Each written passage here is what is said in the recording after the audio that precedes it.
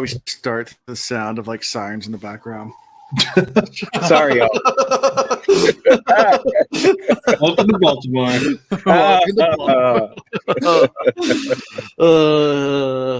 Anyway, welcome to the Cosmere Reads for episode 27. Good times. Yeah, so Elendo's here live from downtown Baltimore, right? Yes, sir. Absolutely. More. Rooftop deck in Baltimore. Sirens in the background. Yes. Love it. It's Baltimore. What can you do? What can Any you do? city, really. I mean, you always hear sirens in any city. It's not. That's true. That's true. Yeah. Yeah. I'm shocked that my headphones are picking it up though, because typically the mic doesn't pick up everything, but it is what it is. It is what it is. Sounds Yeah. good. Well, sounds good. So a few quick announcements. First off, one, we are doing a giveaway right now on Twitter or X or whatever you want to call it. So if you go check out our Cosmere Reads profile on Twitter, there is a chance to win a Cosmere book. So go check it out. The drawing will be on the 10th, so November 10th. So got 5 days to enter to win. That's one announcement. Other announcements. Yeah, I think that's it. That just just a giveaway. I'm trying to think. Like the Wolverines, they got nothing going on there. We're recording on Tuesday, but other than that, yeah, still going strong. Got everything for Jordan Con. You guys, I know the hotel room is booking up pretty fast from what I hear. So I don't know if you guys wanted to get a room or what's going on there. I think I shared the link with you guys. But if the block is booked or whatever, when you go to that link, you can always call the hotel and they'll usually honor the price. So anyway, Nice. And that's for anyone listening too that wants to go to Jordan Con. They usually will honor the price. You might not get in the same area of the hotel that the rest of the block is, but they'll get the same price. So cool. Yeah, Jordan Con, April. It's coming sooner than we think. So anyway, good deal. Anything else? I think that's it. As far as like new news in my life, I got nothing really going on. I've been doing a lot of YouTube video editing and things like that. So maybe got some new videos that might come out soon. If I'm feeling like it, might delete. We'll see. But other than that, I got nothing. You guys anything got good for the good cause before we jump in? Had some good football games today. I know Elondo, you went there to watch a football game, right? So Yeah, I watched the Ravens Seahawks game. Hawks versus Hawks, right? So yeah. Didn't work out so well in my favor. That's all right though. Yeah, it's okay. It's what it You still had a fun day though, right? Oh, absolutely. I mean, anytime you can come out, hang out with some friends, watch some football. I mean, NFL is much more exciting in person than it is on TV. Sure. Yeah. It's one professional sport. I don't think I've ever been to an NFL game. Oh, really? Wow. Okay. No, I don't think I have. I watch the Seahawks when they come to the East Coast anytime. Yeah. And they never play the Ravens. It's like once every 5 or 6 years they play the Ravens. So it worked out well. Yeah. Cool. Yeah, I've been to baseball games and I've been to hockey games and basketball game. Mm-hmm. But yeah, never. I don't think I've been in the NFL. So. I'm gonna tell you right now, the other one I would highly recommend if you get an opportunity to check it out. It's a good soccer game, MLS soccer game. Yeah, I haven't been to. I've been to like minor league soccer games, but never like pro soccer. Yeah, go MLS. You'll love it, dude. It's always a blast. Dude, if I want to go to soccer, I'm just going to England to Premier League and just go to one of those games. That'd be fun. Those games are ridiculous. Yeah, they are. But MLS games are great too, especially if it's like a team. Of course, now that Messi is playing for Miami, it brings like crazy amounts of fanatics out. So always an option. And I say I've been to a NBA game. The last time I went to an NBA game, I'm going to date myself. It was the Washington Bullets.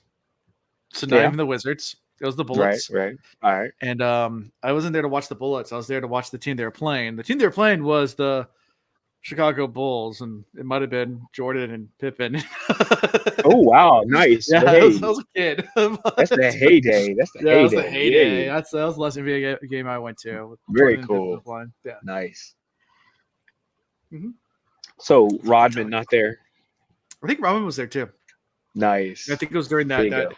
yeah, That trio, right? trio. Yeah. Uh-huh. Anyway, good deal. Well, if anything else is going on, thanks everybody for showing up and remembering the time since we switched clocks. Yeah. Always fun. It's always the good joke I give that everyone gets an hour of sleep except for parents, because my kids don't understand the clock's moving, so they wake up at the same time. Oh yeah. So Parents I'm like, get I no get to extra sleep time. in. No, I don't get to sleep in. No. Kids do not understand. Nope. No, it took a couple of days for them to adjust properly. So it is what it is. All right. Let's jump right into part 4, knives. Yeah. So what do you think about the name of the section, knives? I didn't know it's the name of the section. Yeah, this part. Do you think it's gonna be bloody? But it doesn't say that in the audiobook what the section's called. It just says like part 4 or whatever. So yeah, I didn't know that until you just said it. Yeah. So right there. Knives. Okay, cool. Yeah.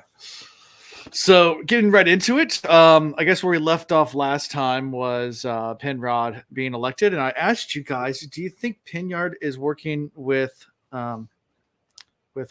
Strathventure? And you're like, no, that's too on the nose. Yeah, it was. You're like, the way Alan said it, it has to be a false flag. Enough. Well, maybe sometimes I actually say the right thing.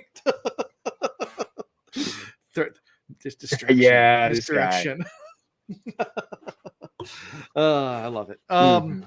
So Word Strathventure's point of view, I guess, for this. And he's writing with his boy Billy Zane. And it is kind of a icy conversation we start with. Strath kind of pissed off at Zane because like this whole thing with trying to kill everybody didn't work out the way that Strath wanted to work out. / was Zane trying to actually it hints that he actually was doing it to kind of get at his father, just kill off some of the Allomancers. Right. Who were his basically half brothers. Right. Which you find out after the fact. I'm like, oh shoot, he sent his own like kin to death, basically. Yeah, that's rough. Yeah. Yeah. And he's pissed. He's like, yeah, Venture and Set still live. Like, and some of my best Allomancers are dead too. Like this is a complete disaster. Yeah. And Zane's just like, meh. Yeah, he doesn't seem to care. And he has, of course, the voice in his head the entire time going on. So any thoughts from all this or anything that popped out to you guys? I don't know. This whole thing about, some of Strath's kids being Allomancers, it really makes me suspect there's a possibility Elend has got some capabilities we're not aware of or something. So I don't know. I'm like, I feel like he might be hiding something. We'll see what happens with that. I mean, maybe it's legit. He has no capabilities because he's always really shocked by the stuff that Vin does. But right now, I'm still kind of like wondering. I'm like, is there a possibility he's got some capability that he's not letting anybody into? Right. It's possible, So we'll see. Yeah, definitely. Interesting. Yeah. Any thoughts? The dynamic between Zane and Lord Strath is just, it continues to develop in a crazy way, because obviously Zane's really unstable and Strath is he's getting older and like he's losing control more and more. So the he's dependent on Zane more so than Zane's dependent on him. It's almost like Zane is just sticking around because it's his dad and he doesn't know any better. He's also, just batshit crazy. So it just feels like at any moment Zane could just take Lord Strath down, and he knows that. So there's this sense of fear coming from Lord Strath whenever Zane's around, especially when he's like, looking to the side and like muttering words to himself like a lunatic. I'm just interested to see how that develops. I mean, I could see Zane taking out his dad at any point in time. So Yeah. I kind of like Yeah. watching that because Straff's just such a bad dude, and Zane's been through a lot of stuff. He's got good in him, but he's also just really unstable. So I'm kind of cheering for Zane a little bit because Okay. he's helping Vin out, right? He hasn't killed her yet, so Mhm. Yeah. I don't That's know. a weird dynamic too. The fact that this whole thing about Strath being like, "Yeah, you're trying to kill me," and it's like so obvious that he's trying to kill him, and then he's like got to like always like run to the cupboard of magic potions to save himself after every dinner or whatever interaction with Zane. Right. That's weird. But then Yeah. on the flip side, like Strath is like megalomaniacal and just got all kinds of issues there. So the two of them, match made in heaven, basically, father and son of Yeah. insanity. Yeah. Yeah, Yeah. different types of insanity, but still, I Yeah. mean, they're lockstep in the world of crazy loons, right? So Yeah, Straff is definitely like Machiavellian, and Zane's just like Caligula. Caligula. Yeah, Caligula. I know Caligula. you're doing it. Yeah. It's crazy. Yeah. So as the procession goes, they're kind of wading through, I guess, through the mist, and out of the mist comes a man on horseback, accompanied by 50 soldiers, and it's Penrod. And they greet, and Penrod kind of says, "Yeah, your men did well. I'm glad they didn't have to, kill your son. He's bad king, but good lad." And of course, Strass is like, "All right, moving on. You ready to deliver the city?" And you find out that they actually had a whole deal about everything, and that's how they were able to sway some of the vote, was that Penrod's going to turn over the city to Straff. Right. Yeah. So he's got him under his thumb. Mhm. It really quickly shifted. I mean, Penrod, still technically is in power, right, but he walks up to Straff, and Straff's like, "Yeah, so you ready to do this thing? Like, you're still my bitch." Yeah. He even says, like, he even tells Penrod, he's like, "Yeah, I'll even let you keep that crown on your head. Just make me emperor of the whole entire world, and I'll have kings underneath me, and you can be king. That's fine. I don't care." Right. Like, I can't remember the term he uses, but it's not. What did he use? It wasn't king. It was like a different term he used, like sovereign or something. I can't remember what it was, but it was like, okay, yeah, sure, you've got these subjugated royalty under you or something, or whatever it was. Right. Don't spend time looking it up. It's just like, but it was so obvious that he was like, yeah, sure, just trust me. Oh, he says, "Rule as subject king under me." Yeah. Subject king. There it was. Yeah. It's like I was like, good God, that's terrible. Subject king. Do you want to be subject king? Sounds like basically peasant lord. It's like, no, don't be a subject king. Yeah.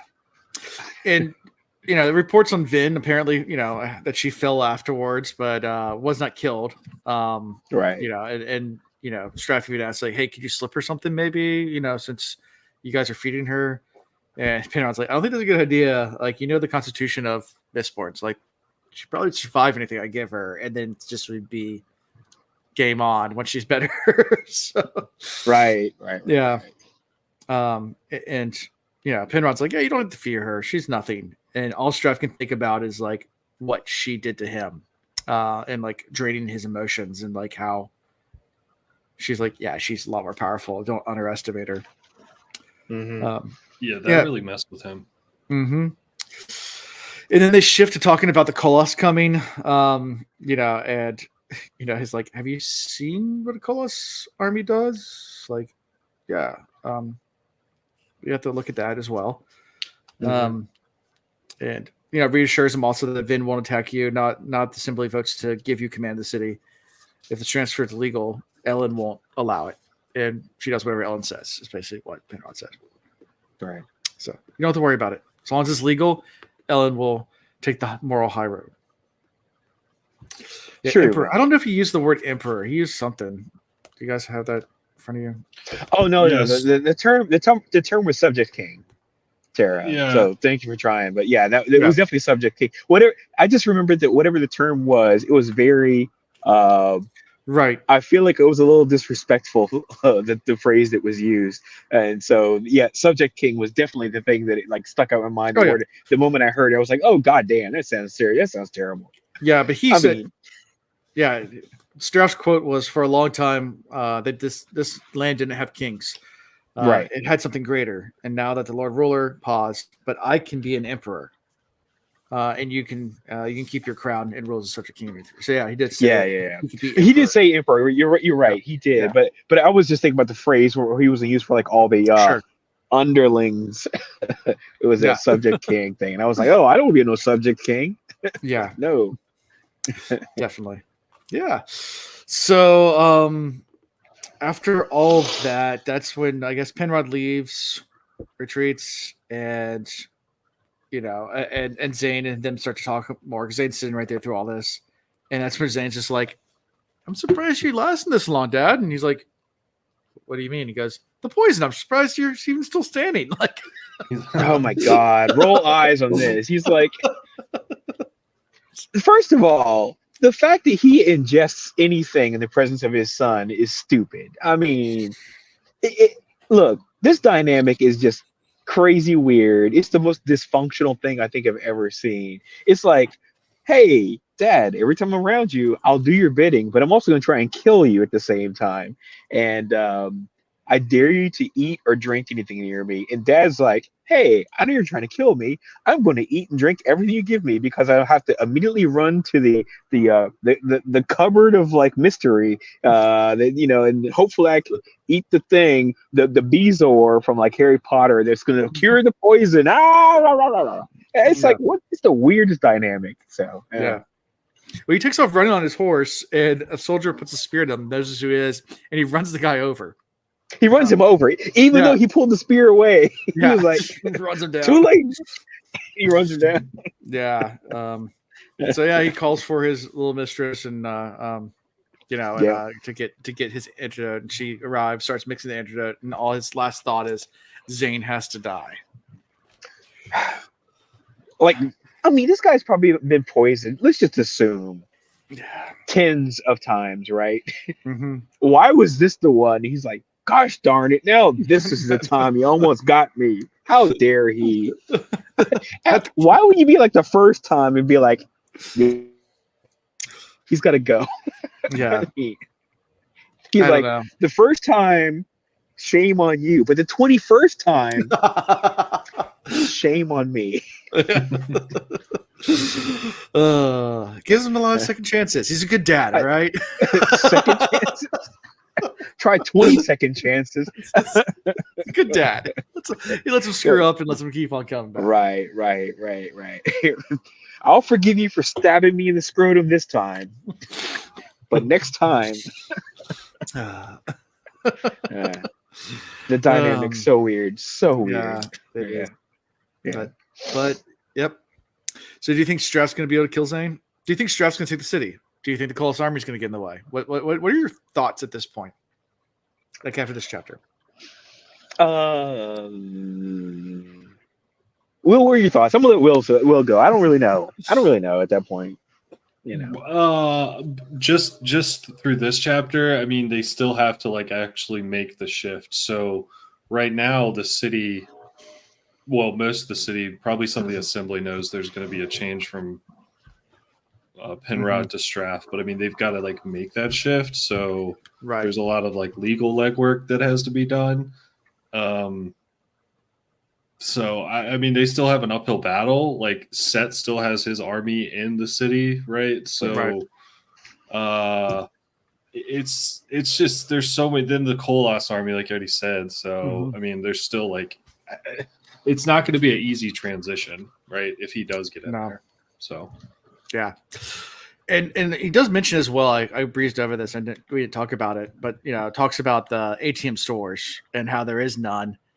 And Straff's still convinced. He's like, I mind them. I know how much we brought into the city. Yeah, that was an interesting concept. We brought in a ton of it. It doesn't make sense that there's none there. Like, yeah.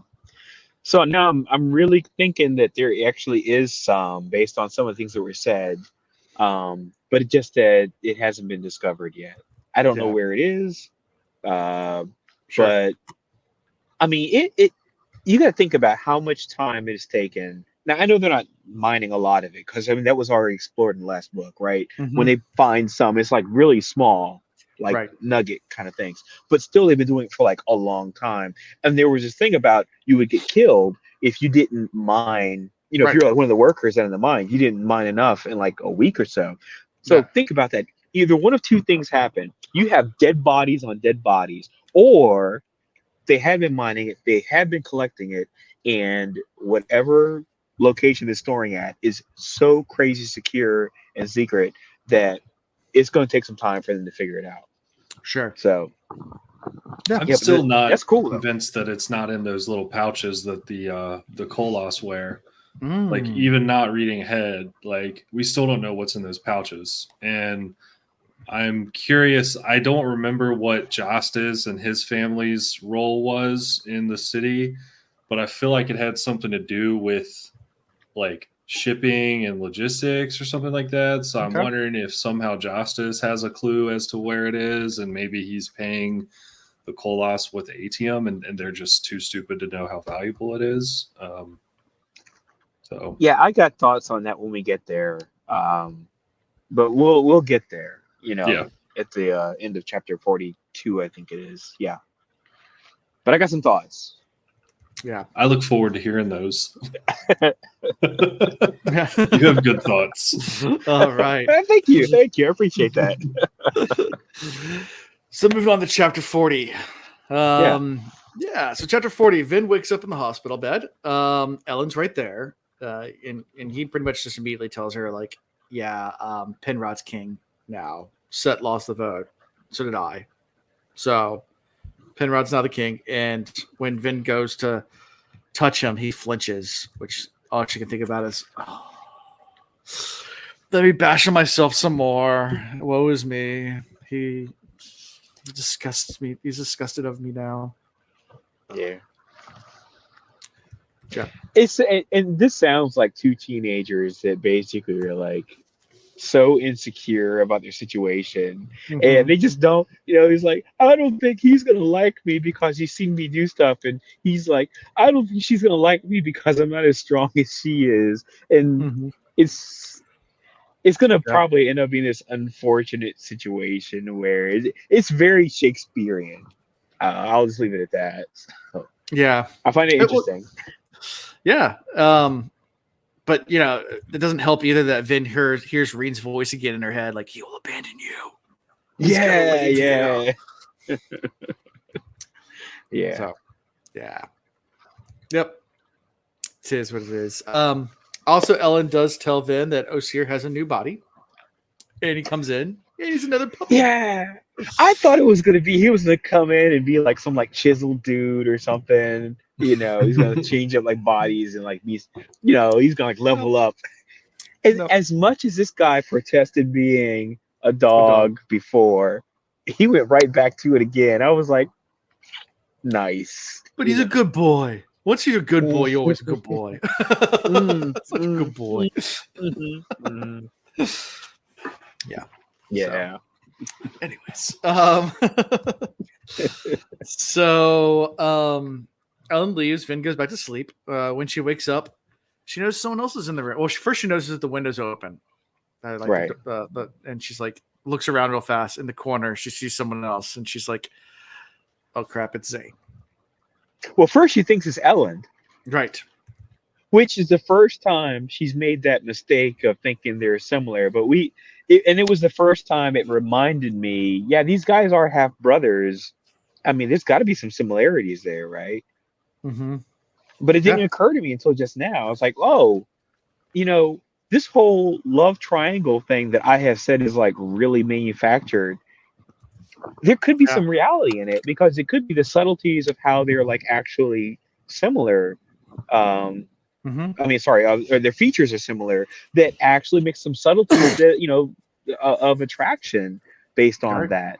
And it didn't even occur to me until that moment where she's like, she thought it was like for a half second, she thought it was Ellen, And I was like, oh, maybe that's the reason why there's a possibility of a love triangle here, is because that that glimpse of familiarity. Yeah. That's it's always interesting when you get sibling love triangles. That's it makes for very messy love triangles. That's for sure. Oh yeah. It sounds like taboo porn. Yeah, pretty much. Yeah. So yeah, Zane's there. She says flatly, Zane. Zane. Zane. And Zane kind of chides her a little bit. It's like, yeah, you sleep too soundly. You're a mistborn. You're supposed to, be more alert than this. I shouldn't be able to sneak up on you even if you are hurt. She's like, yeah, whatever. And she thinks at first, like, is he trying to kill me? And then she thinks better. She's like, well, I was sleeping. If he would kill me in my sleep if I, like, he had every chance to. Obviously, he's not going to try to kill me. And she tries to ask him, like, what's your game? Like, why are you here? Yeah. And he immediately goes in saying that, no, it wasn't Straff to the assassins. It was Set. What do you think about this misdirection? Like, why do you think Zane would do this?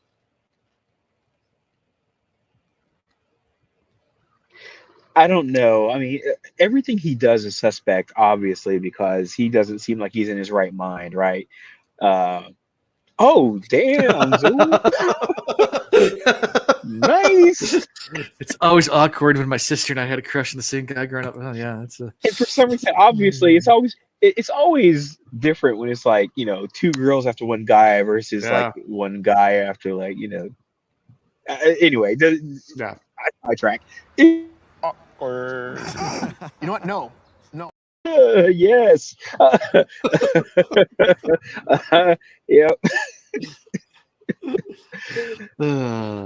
Yeah, but the misdirection thing is odd. But I mean, everything he does is suspect because he's crazy, or is he? Crazy. I don't know. Yeah. Yeah. So we just in the session. Set did it, and Vin thinks about it and goes, "Well, that makes sense." If Set was trying to, I mean, it does make sense political move for Set to do it, and then make sure he's safe or whatever to make it seem like someone else was. And the assassins that attacked Set were all normal men, no elementers. So she kind of buys this whole farce. That was Set that did it. Yeah. And she's probably more likely to buy it because she wants to have less reason, I think, subconsciously to like have a problem with Zane and Straff because of this love triangle as well. And that's probably why Zane's maybe manufacturing it as well, just to cause less conflict between him and Vin. Yeah. Maybe. Yeah. I mean, Zane has a thing for Vin. That's 100%. Yeah. Yeah. So anyway, and then Zane even offers Vin a gift. It's like, here, have some ATM. The assassins might come back. It's good if you have ATM. And she's like, you're just gonna give me this? And he's like, yeah, I'm just gonna give you a little ATM. Keep yourself safe. That's what he says. And then he leaves. So yeah. Always suspect. This guy, everything he does, suspect. Yeah.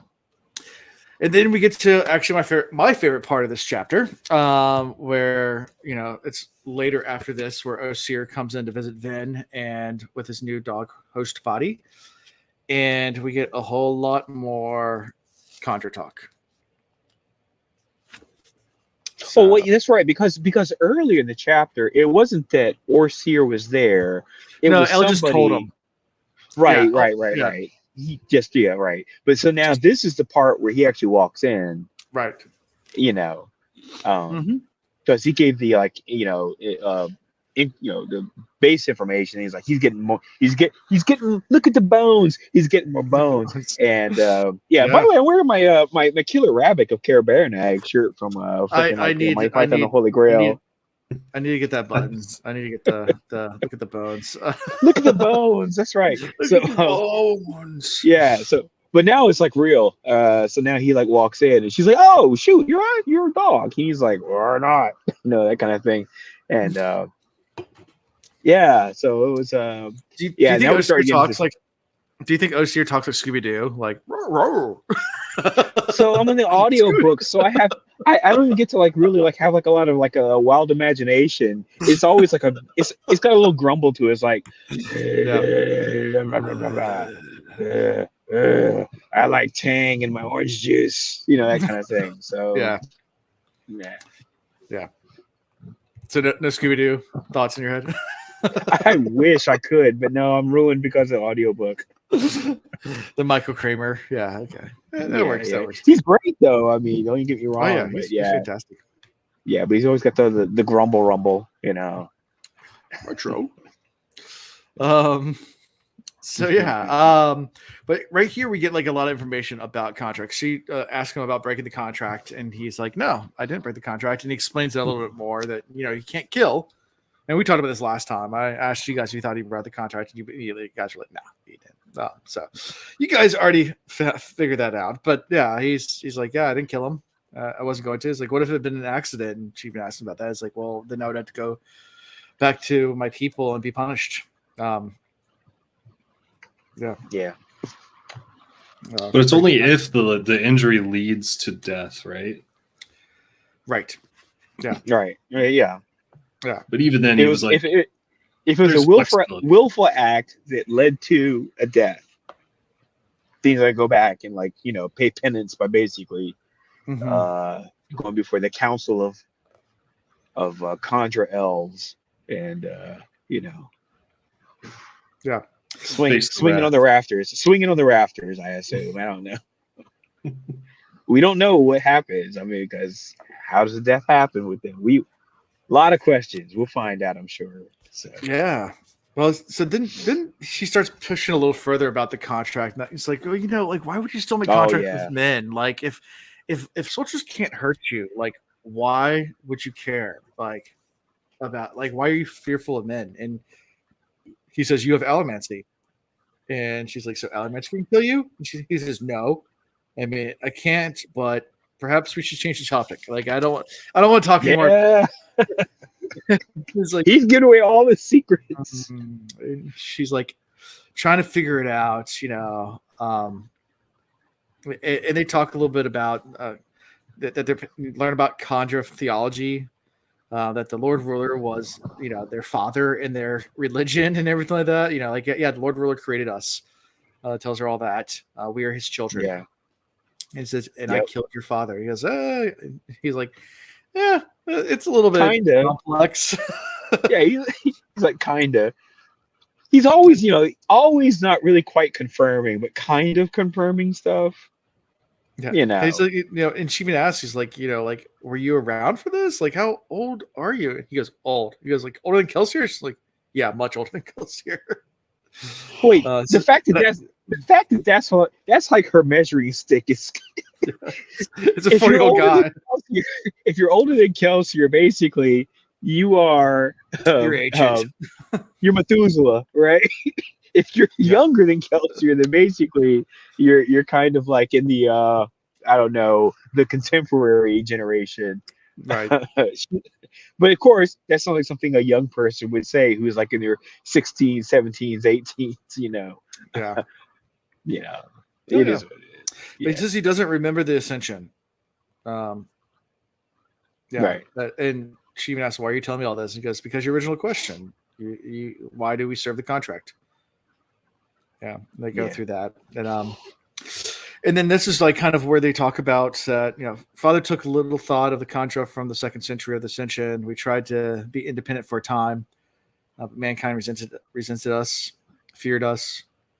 They eventually chose voluntary servitude as opposed to forced slavery.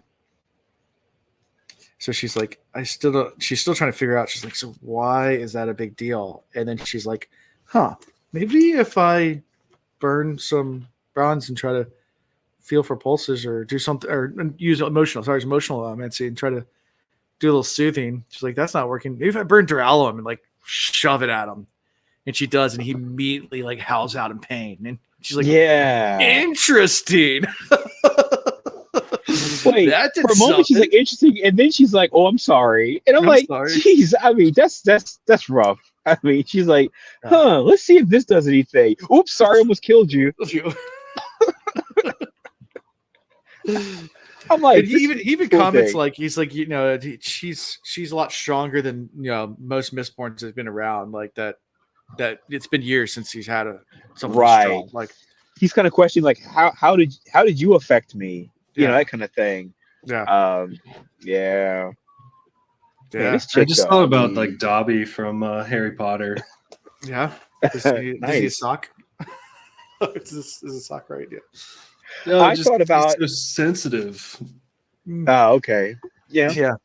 And like they have a history of manipulating and probably like abusing these Khandra, right? And like this is the first one he's ever like started to trust, and then she does this shit, and he's like, "You motherfucker! God damn it!"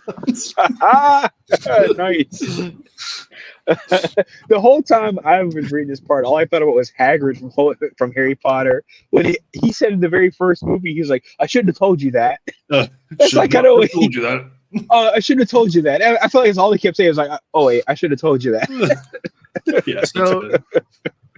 So my question is, if she is trying to push emotions on him and then hurts him, does that mean emotional damage? Oh, all day long. That clip is the win, by the way, all day long. I love it so much. There's a lot of emotional damage going on in this book. Yeah. We're gonna keep replaying that every chapter. You can. You basically just make it the background of the whole clicking that thing. button over and over again? Every 5 seconds. Chapter 41. Emotional. What are your thoughts? Emotional damage. Hey, Londo, what do you think about emotional damage? And in walks Billy Zane. Emotional damage. All the time. This whole book is just one Billy big Zane, emotional damage. Yeah. aka emotionally damaged. Yes, Mhm. 100%. So yeah, she says sorry to to Osir. So I saved my life, nearly broke his contract. Now I do this to him, is what she thinks. And Osir just shrugs, says, "It is done. I need rest. I suggest you do the same." And we end this chapter. Right. So yeah, we learned a lot about Conjure in here. One that elementary does affect them in some kind of way. Two, you do learn that they're not immortal, so they can be killed. But he doesn't get into how. Yeah. Also, and they did not exist before the Lord Ruler's Ascension. But it seems like this was a turning point where we realized that Osir is like willing to kind of bend the rules a little bit and can kind of protect in a way. Yep. Instead of just being like the, meat sleeve with vials inside of him, like you can actually, play offense a little bit. Meat sleeve, meat bag, meat sack. Yeah, meat sack. Yeah. It's just a great combination of words. Yeah. The visuals in my head are like. You're welcome. Well, I think also, I mean, like Vin's probably one of the first people that are maybe the first, because Osir's obviously pretty old, but he hasn't really liked many humans at all. And I think he's kind of warming up to Vin in his own way. Like there's some form, I don't want to call it respect, but I don't know the right word for it. Meat pockets. Oh, geez, man, that's even worse. Come on now. Hot Overstuffed pockets. Sausage. Just call them skin pockets to be done with it, please. Pockets. What about like a skin Skin pockets. Stank sleeve. Oh, stank sleeve. Ooh, the visuals. Ooh. Sorry, Alan. What was your question? Now, was it?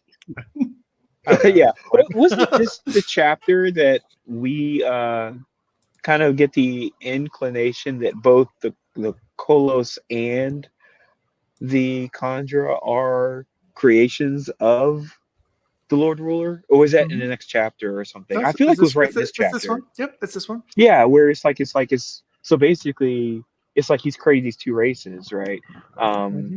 Now it's so odd though.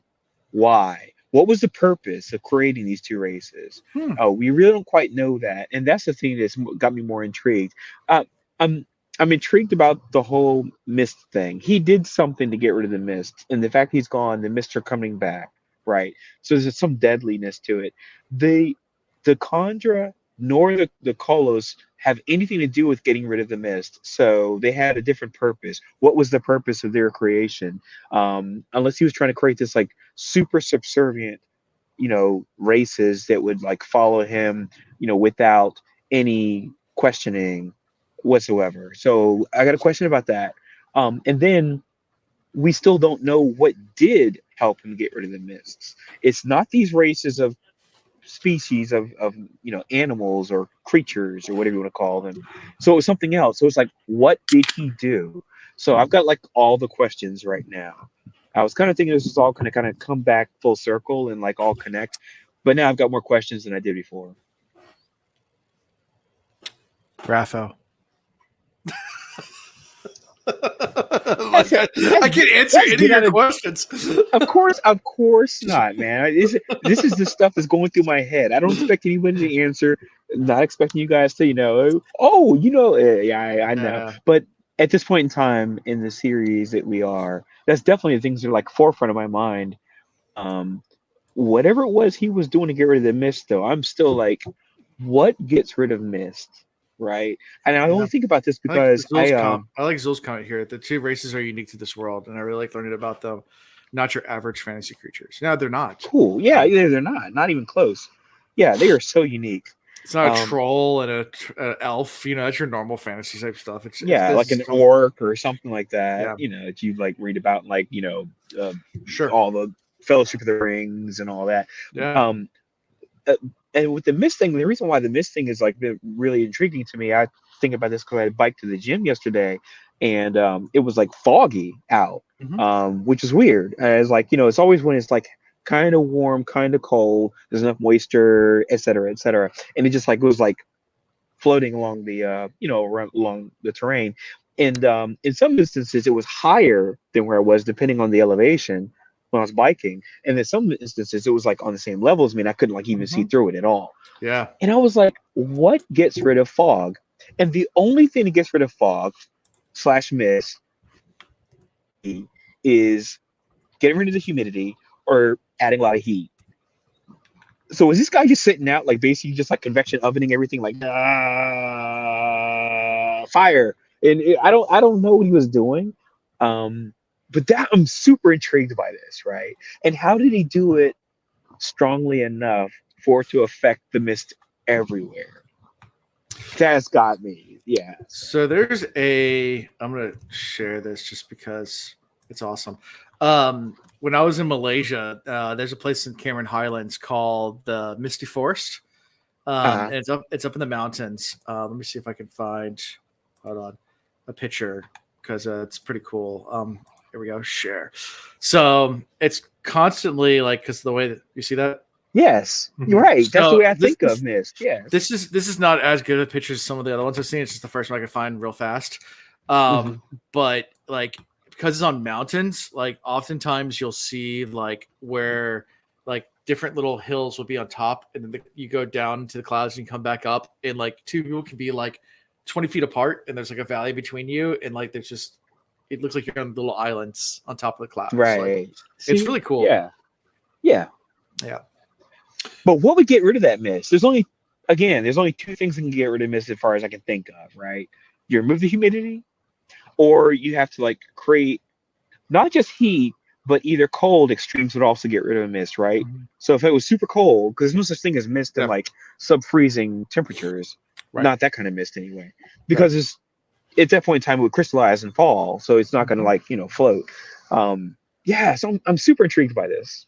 So I'm just to add on to that with the humidity and adding heat to get rid of mist. Like in the first book, it seemed like every other chapter there was mention of the ash falling from the sky in some form or fashion. And I feel like in this book, it hasn't been nearly as common to be mentioned. Now, it was mentioned in these chapters later on, but maybe there's a correlation between the there's some of the, if you look on the map, there's like a few like, are they volcanoes or ash mounts? Yeah, ash mounts. They're called ash mounts. Yeah. So maybe there's a correlation there, and for whatever reason, the downfall of the Lord Ruler has stopped as much production of ash, and therefore the mist is kind of creeping back in. And then there's a possibility too, if whatever is allowing the mist to come back is meaning there's more humidity or less heat, which means that things could start growing again. So yeah, now plants can grow again the way they did before, but that also means the mist can come back. There can be a correlation there too. So if like in this book they start saying, "Oh, look, there's like a green plant or something," I mean that could happen. So yeah, man, you might be onto something, Will. I like it. Yeah. So if the Lord Ruler was trying to, let's assume the deepness was the mist. We're going to assume that because that's what we're talking about. Sure. If the Lord Ruler was, like when he first ascended, was trying to destroy the mist, like you were talking about, right? You would have to do a vast heat exchange or change humidity, right? Right. Okay. I just wanted to clear that up. Cool. Oh no, that's definitely what we're thinking. Yes. All right. Awesome. Also, what does Will think about the choices? Yeah.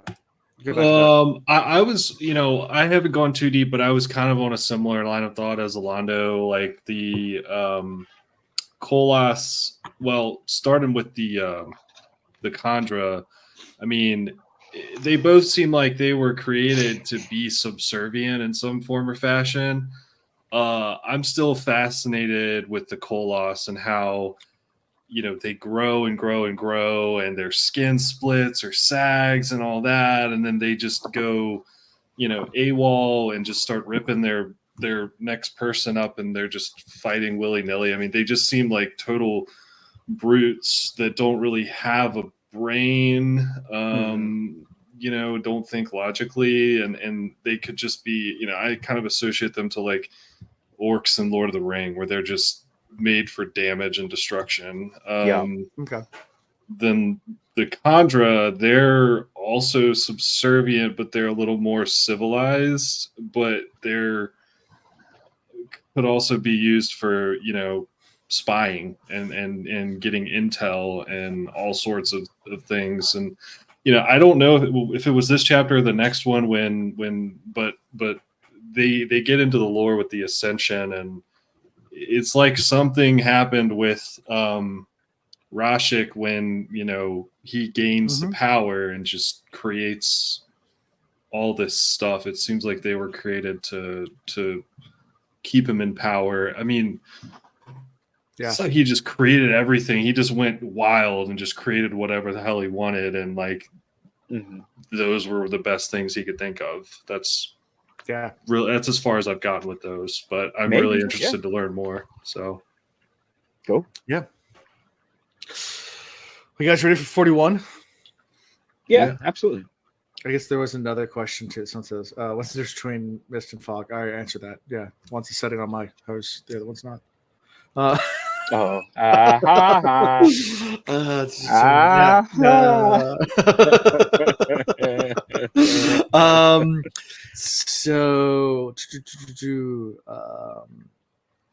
chapter 41. We're back with Sazed and Tingewell. They're hanging out some more, doing their thing. We don't know what that thing was, but there were hands on hands. Oh, we know what that thing was. Your blasting is the best. Shit. I gave you an opening. Damn it. Really what they're doing is they're I think you did. They're going That's over what she the middle. said. Yeah. That's what she said. Michael, please. I got a button for that too. Sorry, everybody.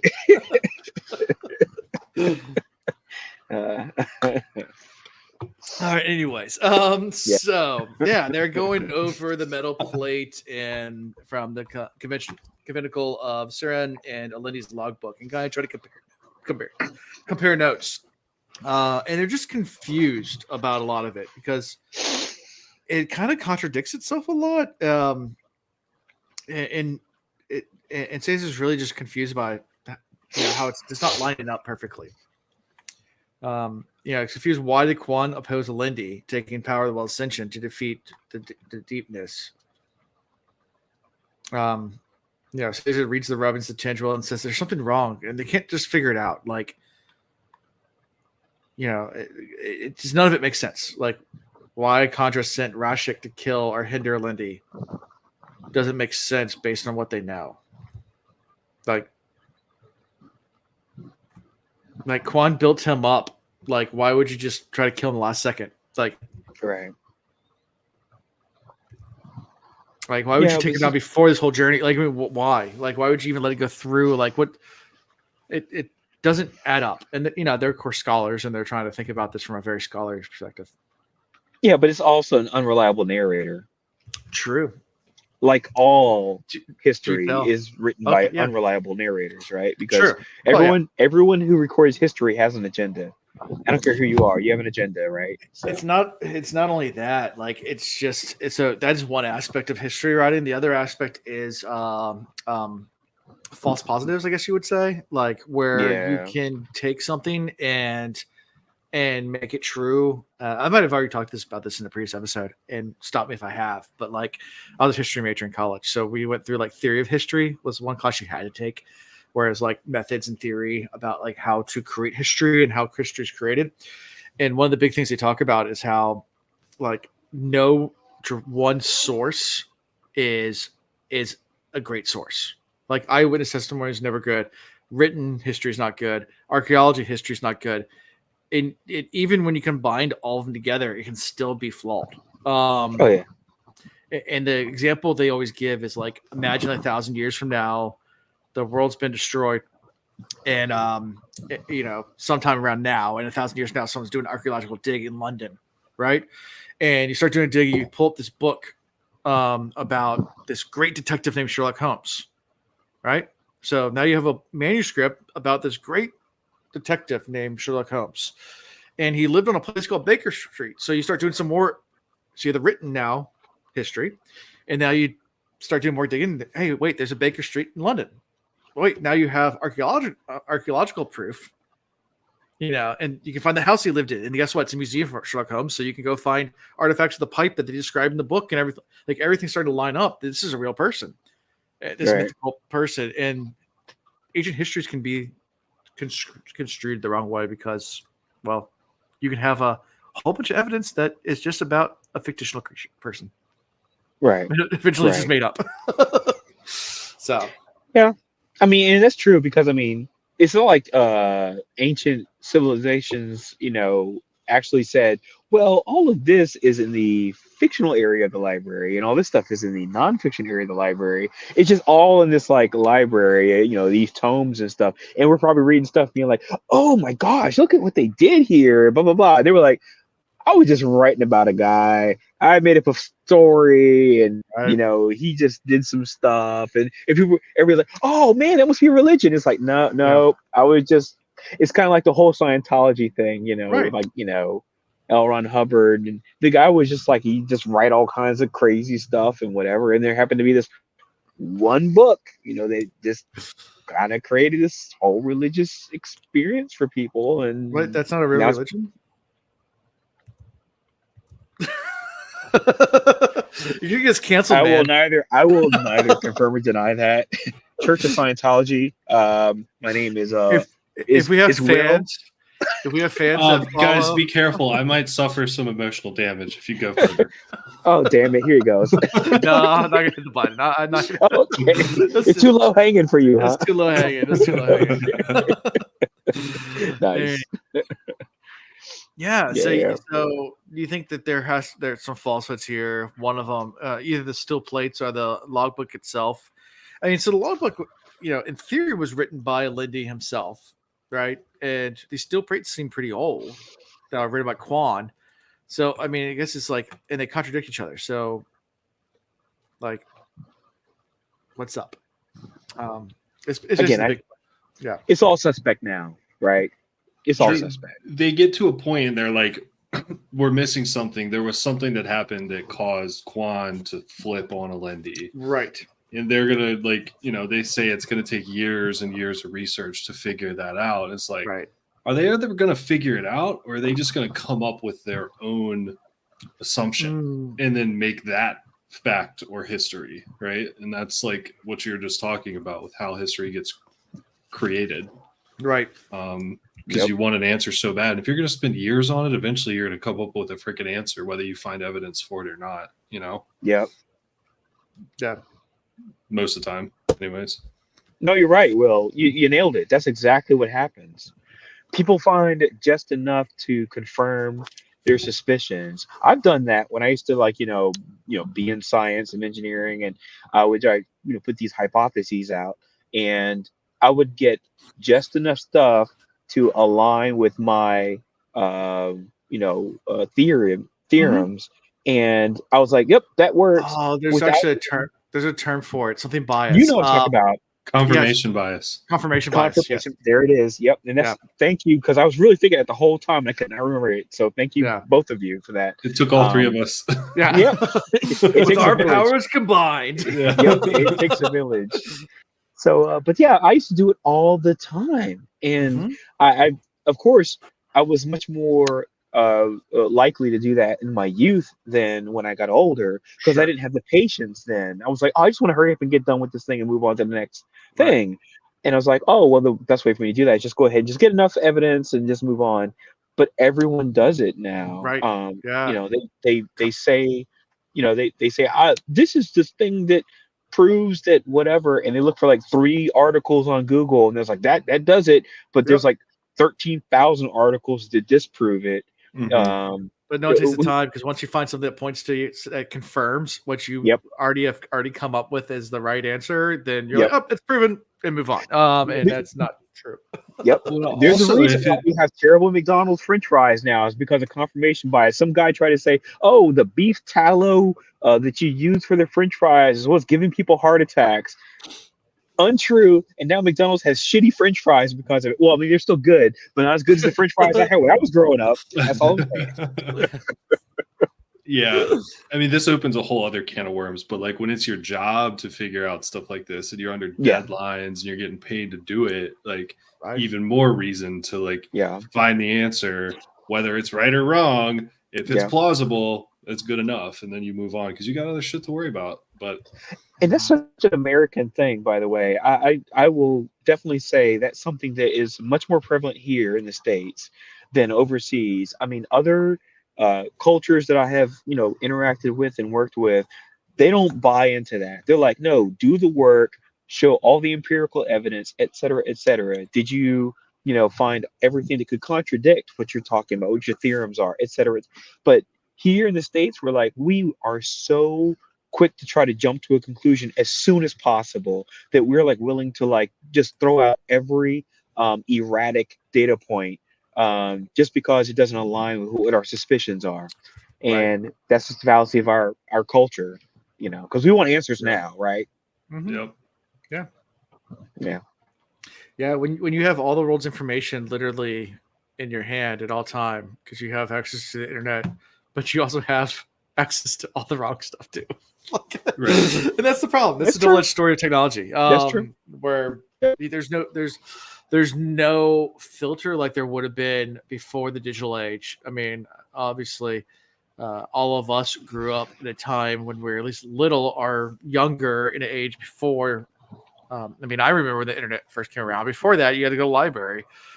It was really hard to find false information in the nonfiction section in the library. Now you just go on the internet and you can find everything you want to find, to whatever you want to say. Just is what it is. So,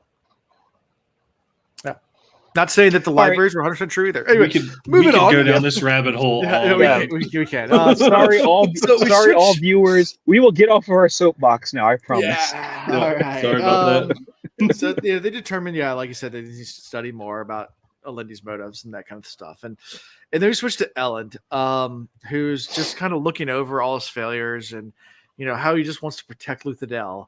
He looks out, about here's a Colossus army coming in, everything's just going to crap, and what could he done differently?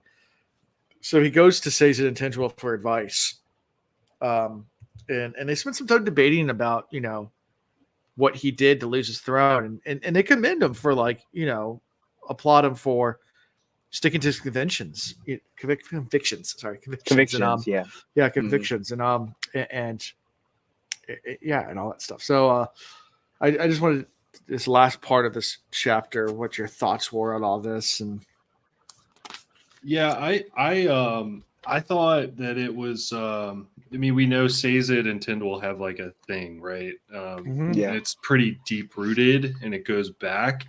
I think it was interesting because it felt like Sazed was more on Elend's side, and then Tindwell comes in and is like, yeah, but if you hadn't have done that, but she was much harsher.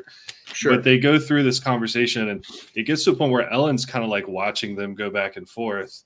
And then they come to a conclusion and Tindwell's like, yeah, but all in all, Elend, like you did the right thing. It worked out the way it did. And I kind of thought about like Sazed and Tindwell really are like a perfect match because like they balance each other out so well. Absolutely. Yes. And the conclusion they came to was like XYZ happened, coulda, shoulda, woulda, but here we are. We appreciate your good-heartedness. This is where we are now. Take the lesson and run with it. Yep.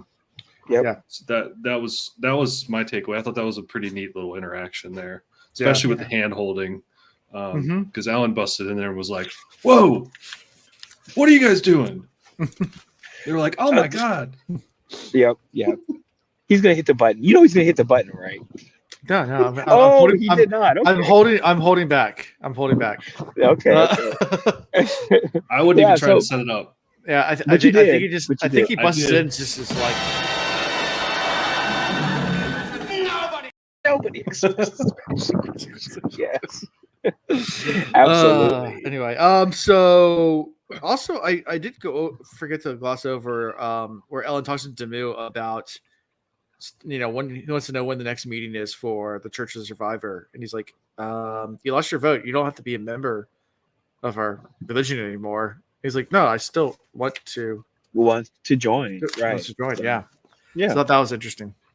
I the only thing I didn't like about this chapter though is this whole thing where it's like, she keeps trying to challenge Elend all the time. She was like really like dismissive and like brash with him and stuff.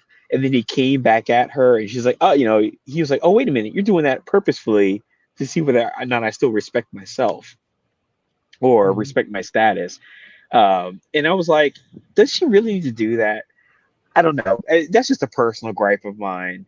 But I do like the fact though that, when it comes to those two they both interact better with everybody around them because they take the best of each other's characteristics, like Will said.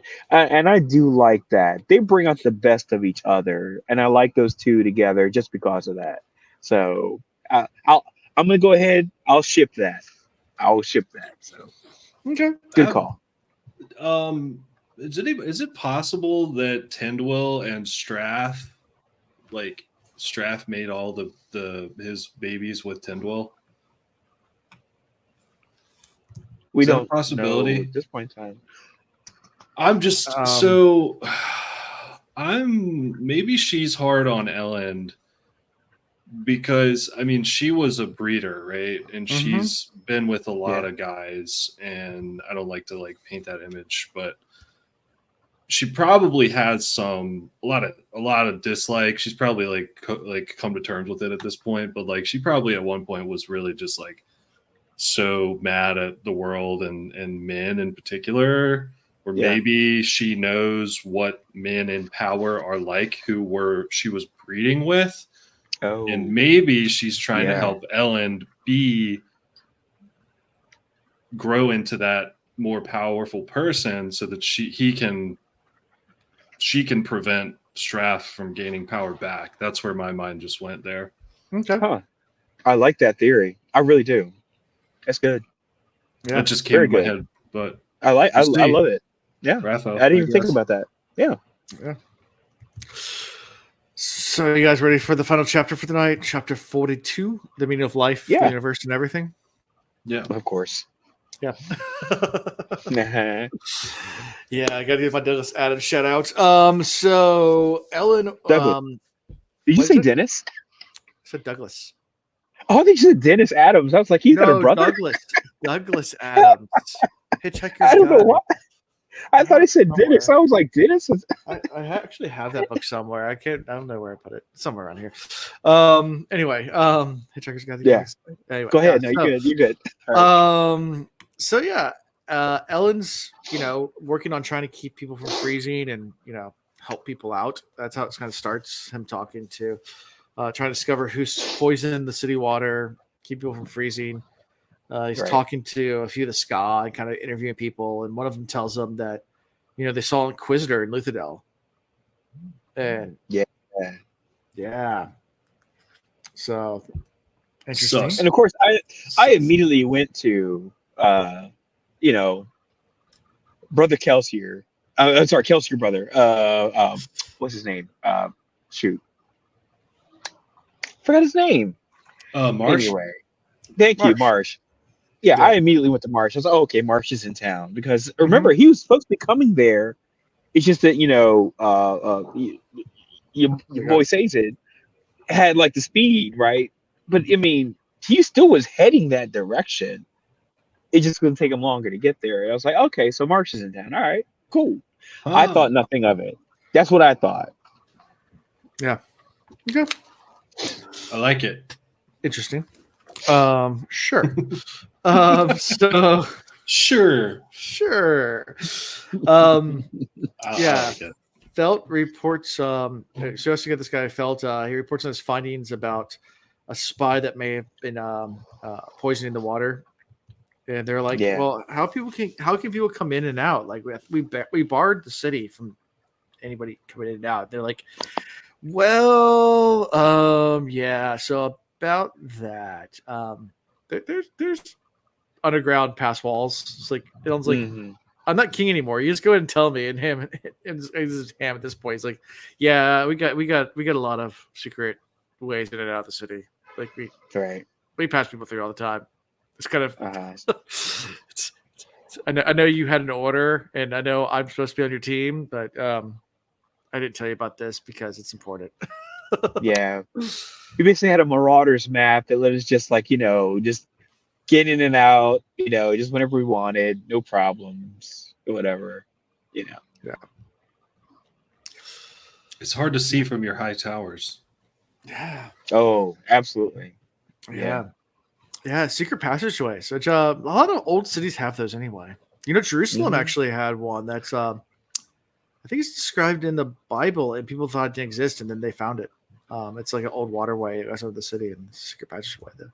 But yeah, That's like all old cities. I mean, every time I go to an old city anywhere in Europe, they're always like, "Oh, by the way, there's this Yeah. secret passageway," and I'm like, the catacombs of It's just- Rome. I mean, there's tons of there's- "Yeah," because they build up on stuff. They don't just say, oh, "Okay, we're gonna dig under something." They built on top of something. It's like, well, there's already this way that goes this way, that goes out of the city. Let's just not block it up, leave it around just for escape purposes, et cetera, et cetera.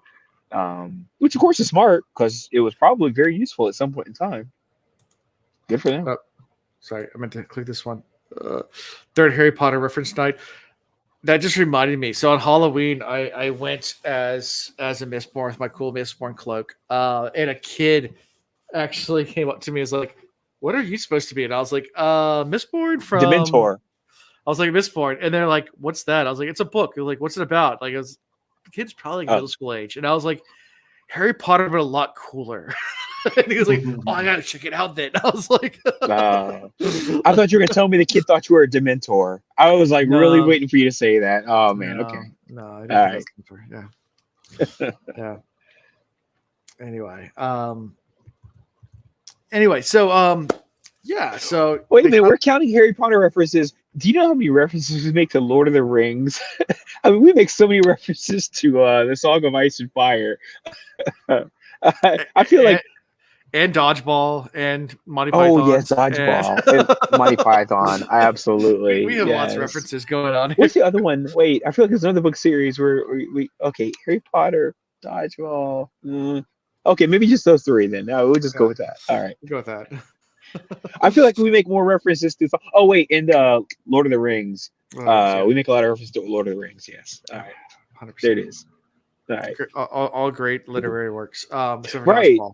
Yeah, absolutely. Hey. Speak for yourself.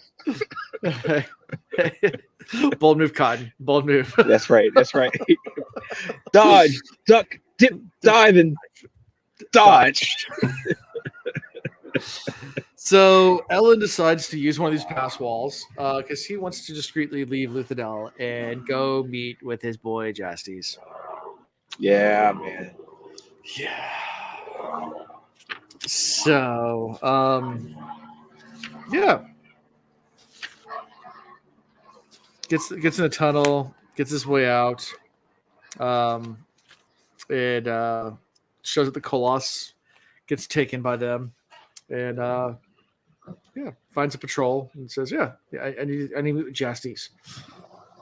So, any thoughts about everything leading up to this? Because there's a whole lot, but I kind of just skimmed over it because it's a whole lot. No, let's get to the meat, baby. The meat, yeah. This Yeah, is the man. meat. So yeah, he goes. Yeah, he goes in I knew you were gonna say that. pockets. Nice, Will. Yeah, It could. yeah. I mean, he goes in like they gets to his tent, and they start throwing some daggers at each other right away. Like, oh man, you've not aged well, and like talked about how Jesse's looks, and it's. Emotional damage. 4 times. So Alan doesn't like to be set up. He likes to do it when Alan wants to do it. I have to have it ready. It's otherwise. It's There it is. That's right. There's buttons here, and if I would read the comments, then I have to go click on the thing, scroll down, find the right one. It takes too long. That's out of the. I'll wink my left eye when I'm about to. Oh, nice. There you go. Yeah, yep. Nothing wrong with you, Will? No, I'm good. Okay. You got rickets over there? What's going on? Play the thing. Yeah. But yeah, so they meet. It doesn't go too well. Through all this interaction, basically, Ellen just calls him out. Is like, "Hey, listen, you got this giant army outside. This is unhinged, and you have, you say you control this, You got no control. I don't believe you at all. I see how scared you're, man. I realize you seem like pretty not guarded well at this point. Like I don't know how many guards you had beforehand, but it seems like there's a little. Satan made it seem like there's a lot more human guards than there are now. That's all I'm saying. Thanks, Alan Iris. pays attention. Now he pays half price for it, though. That's all I'm saying. He pays it. Yeah. Iris says that requires Alan to pay attention. Yeah. Okay. Yeah. I felt bad for the horse when he left the horse outside. Oh yeah. I was like, oh, that horse is a goner. Yeah. Yeah. Speaking of guards going missing. Yeah. Speaking of guards going missing. Yeah. Yeah. So yeah, he meets with Jastes, and they have a little bit of a interchange. Jastes threatens to take Ellen hostage, and Helen's like, "I'm not even king. I'm not worth anything. You're wasting your time." but we should totally form an alliance or something, or do something. Or get your Cullis out of here. Do you really think bringing Cullis inside the walls of the city is a good idea? Do you not see what they just did to this village down the road? That. You have control over them, and they slaughtered the entire village. Yep. He's like, this is your home. Yeah, this is your home. You really want this? Mm-hmm. And have a little altercation. Eventually, Ellen has enough stands up and just stabs the shit out of Justice. Man, right in the shoulder. He's like, got him. Good for him. Yeah. I mean, Elend really stepping up after losing his throne or seat. We'll call it the seat. I love Elend now. I mean, he's got the confidence, he's got the bravado. He's got a little like kind of a cavalier side to him, going back to kind of Kelsier.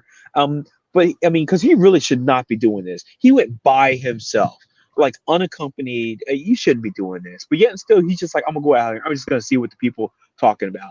I'm gonna go out here and see what Jassy is talking about. And I mean, Walt's up. There is no reason why these guys had to bring him to Jasty. So I mean, literally, they could have been like, "No, we're not going to take you to him, and we're going to slaughter you right now." I mean, it would have been a second thought. Mm-hmm. And they obviously are getting to a point where he's losing control of them. If they're killing his guards, etc. Yeah. You know, without fear of retribution.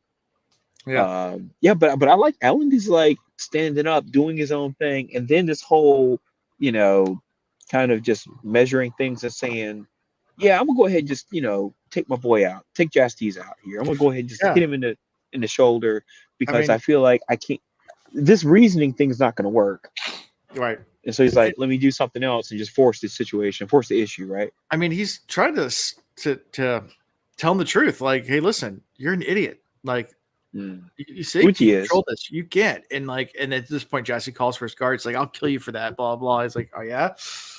Then headbutts one of the guards or someone that takes out the leg of the other one, and jumps forward and just stabs Jasties, and then takes him with the throat, knife to the throat. As the guards all rush in, saying like, "No, I'm leaving right now. Like, you can't do shit about me. Like I'll take you to the edge." And he notices too, when he gets to the edge of the human part of the camp and crosses the line to the Kolos part, the guards don't follow him because they're terrified. Right. They're terrified to go. Right. To exactly. Yeah. So it's not a good look. Jasty's, if he makes it to the end of the book, I'll be surprised. That's all I'm saying. Yeah.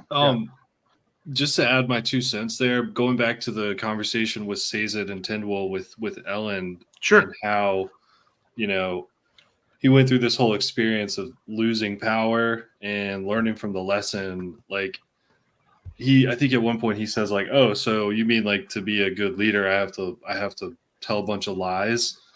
And he's being sarcastic, but he's also like, yeah, you have to do, like, you can't be totally good and noble, to maintain power. You have to do some bad stuff. And so he goes in and just doesn't waste any time with Justice. He sees the conversation's not going well, and he's like, all right, well, I'm gonna stab the dude. And Elend, like, it's no more like good boy Elend. It's hardened Elend, right? Because he's been through that whole experience. The other thing, he's lost patience at this point. He doesn't have time for this. Yeah, that's a really good way of putting it. The other thing that I wanted to call out is the Kolos. When he's walking through, he notices that they're all wearing clothes now, that they picked up from the city that they ransacked. Yep. And they're all fitting weird because some of them don't fit, or some of them it's too baggy or whatever. And he thinks to himself, did the Kolos put on the clothes to look more civilized because that's what, people do? And are the Kolos gaining more of like a, logical, rationale or way of thinking? And also that ties into how when he walks in, he's like, take me to your leader. And they just kind of look and they're like, okay. And so they're thinking like, this Justice guy isn't really like, and this Elend guy, he might be a better leader for us. Maybe we should like listen to him, kind of thing. So those were the two, like hardened Elend, and then like the Kolos could be potentially like learning more and becoming more logical or rational, if you will, but definitely not anywhere close to where they should be. But that whole idea though of Elend being more revered, of course, is going to come into play in the next little part that's getting ready to come up right now, when he leaves or is about to leave. So you got a good thought. You got good thoughts on that, Will. Good call. Yeah. Yeah, that was just my 2 cents there. Oh, good 2 cents though. I like it. Yeah. Yeah. So Ellen, like I said, pushes Jesse's back into his own camp, goes into the Colossus camp, and he's walking out around a bunch of Colossus that are looking at him like that this might not be a good idea. His horse is gone, which obviously not a good thing. And Ellen starts to think about how the Colossus treat themselves and how they attack people and attack each other, and thinks about Colossus culture and like thinks like this is definitely a spur of the moment type decision, but it's like I'm gonna straight up just take out one of these Colossus. Like it's it reminds me of like almost like jail mentality, like, you know, find the biggest guy in the yard and take him out, you know, so you can show you're a badass when you're in first day in jail kind of thing, like so no one messes with you. And it's almost that, you know, he picks a smaller one, obviously, because a bigger one would probably just crush Ellen in a second. Right. So but he picks a small one out and just without saying anything, just attacks him. Mm-hmm. Puts up a good fight though. He does his thing. Really he holds his own. Mm-hmm. He holds his own, which is good for him. Was that Will? I didn't really like understand like why. Like I because he had no horse, right? So he has to walk out of there. He hasn't been offered protection. It's not like Jastes was like went out and was like, hey, let him go and let him pass through, blah blah blah. There's a good possibility that any of the Colossus could have been like, no, this is easy eating, right? Yeah. So the best thing he could do in that moment, especially since he has no horse to get away on, is to show some type of dominance. And the best thing to do in their culture is to kill one of them, or just not necessarily kill, battle one and win. Right. So that's what he did. I just remembered what he says afterwards too. Yeah, because they're all looking at him, staring at him. He's like, he ate my horse. He ate my horse. And they're all like, okay, that makes sense. Like, yeah, checks out. Because they all like they understand that logic works out in their head, right? Yeah. Now he had no evidence of that, but hey, he's gonna just say that, like, oh, he ate my horse, you know, and there you go. Yeah. And that basically secured his ability to walk out of the camp. Yeah. Not before he figures out some interesting information, though. Yeah, he kills one of them, takes his sword, then pulls the pouch off, opens the pouch up, and looks inside and goes, he's paying them. All right. That's how weird. So that's the dum of the chapter or this section that we're reading here. Yeah. And I was like, okay, what is it? I immediately thought to myself, it's not Atium. And the reason I said that is because what would they do with Atium? They're not Allomancers.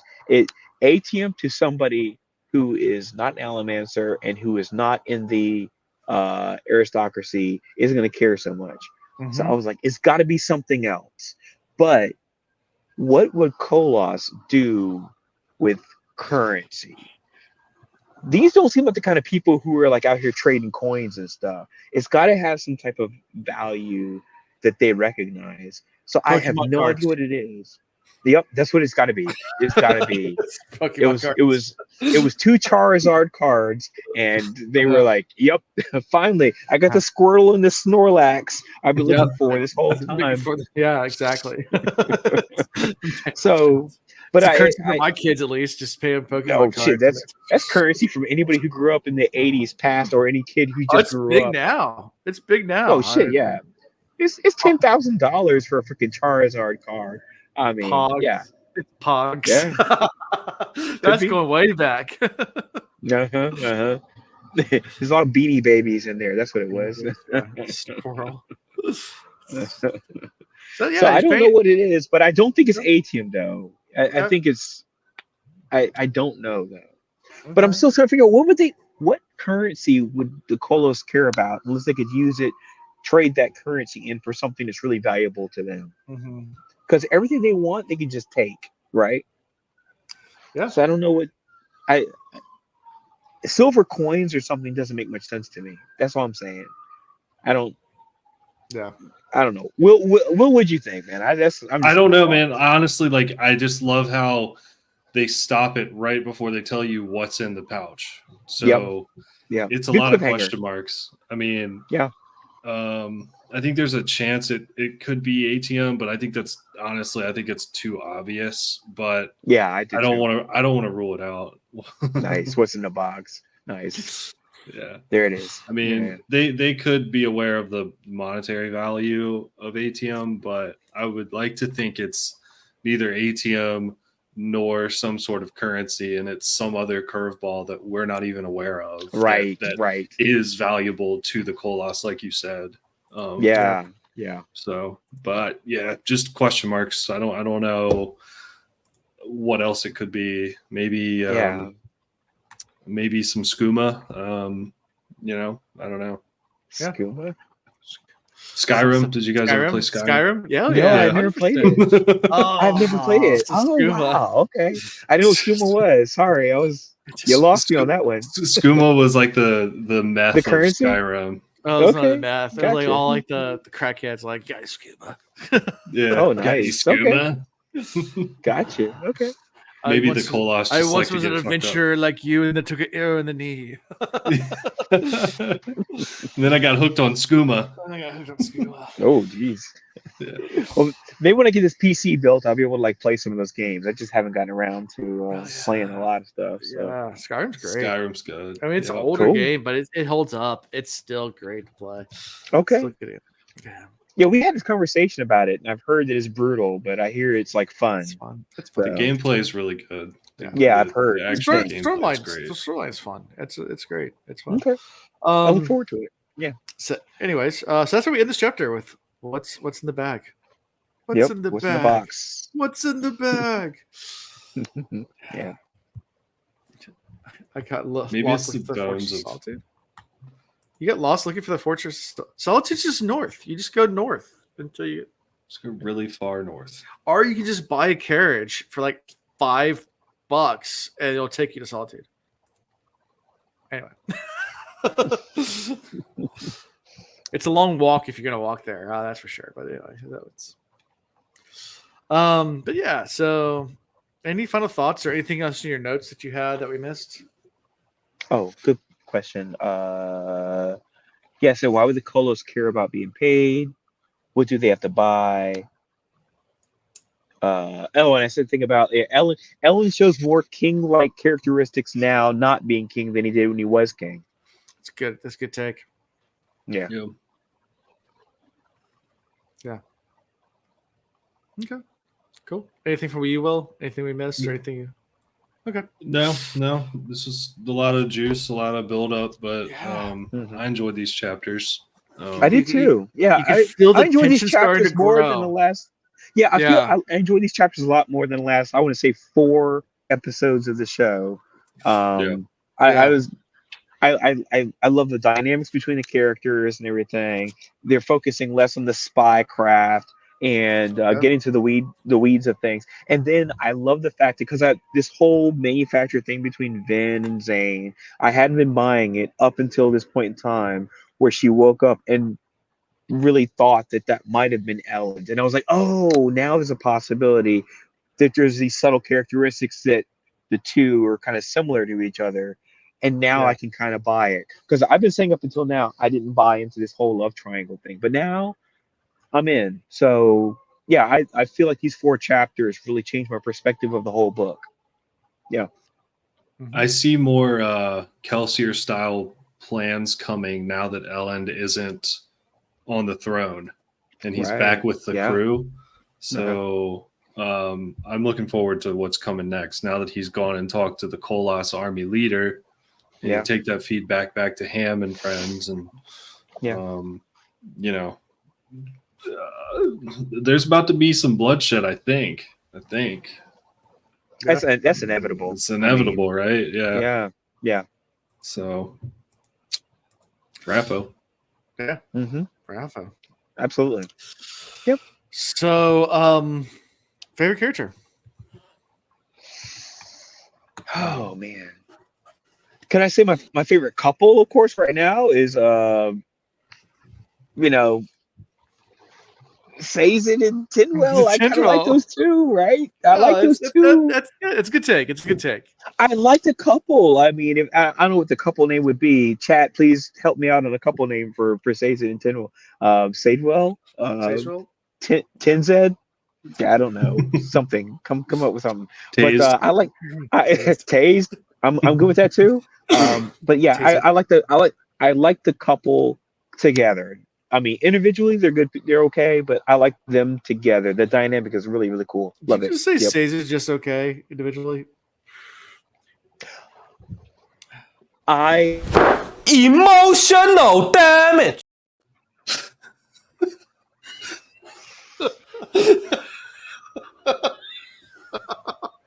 You're at your limit. 5. All right. I love Sazed. Don't do this to me. Sazed is good people. That's true. Yes, I will accept that. Sazed is good people. But I love the two of them together. I love the dynamic between those two. Yeah. So if I'm allowed to do that, I'm going to choose the couple. You can do that. That's fine. The couple. Thank you. All right. Tinzed. Tenzed. As Zulz points out. Tinzed. Oh, okay. I like it. Yeah. Thank you. All right. Will. Ellen's horse. Ellen's horse. Oh, sip to the Poor one out. horse. Yeah. Rest in Sip to the peace. horse. Yeah, Rest in peace. Cheers. Yeah. A poor animal going into the jaws of death without any understanding what's about to happen. Yeah. Terrible. He or she had an important job and they carried it out well. So Yep. Yeah.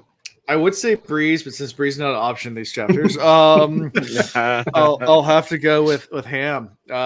Just because Ham keeping the secrets from Elend because he realizes that some things are more important than that, including keeping the passwords open, despite it being wrong. I liked Ham in this chapter. He was good.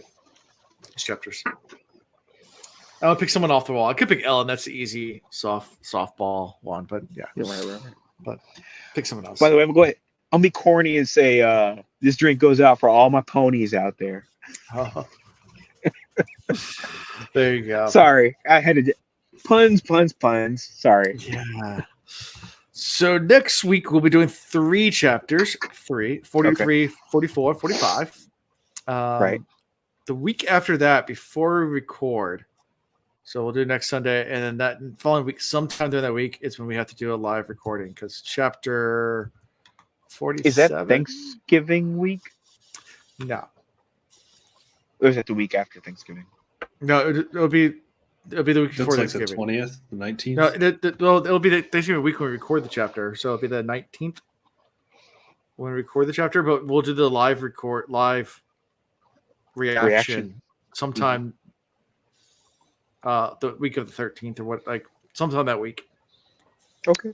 If that works for you. We could do like a Wednesday or Thursday or something like that. Okay. I mean, it'll just be listening to a chapter. And the only day I can't do Wednesday's date night. So okay, can't do Thursday. Wednesdays. We can do Thursday. Yes, please. All right. Thursday works for me. Should work for me. Yeah, it's just chapter 47 is what I want to do, but it's the middle chapter that we're doing that week. So I don't know how we're going to do that. I guess we can listen to 46 and 47, then you guys can finish 48 on your own before we. Okay. That works. Okay. Go.